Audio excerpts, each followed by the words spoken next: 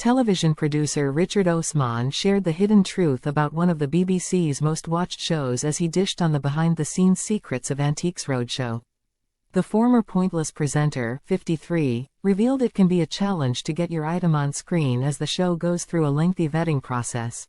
It comes after a listener wrote to the Rest is Entertainment podcast, presented by Richard and journalist Marina Hyde, asking if people were invited onto the Sunday evening staple. Richard, who is known for producing shows including Deal or No Deal, admitted it is rare for audience members to get on screen. To actually get on camera is quite rare on those programs, Richard explained.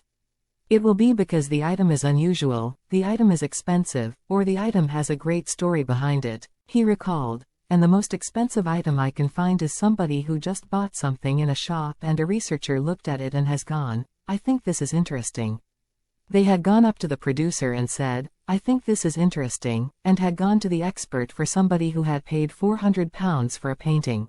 This was in Bristol. They had bought a painting in a thrift shop and it was a £400,000 Van Dyck.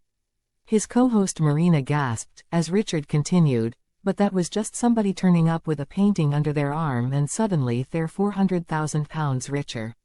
They might have had an idea, but almost all of that show is people bringing things in. But there is a process that you go through before you are put on camera. Viewers keen to showcase items on Antiques Roadshow can apply for free tickets by visiting the official BBC website.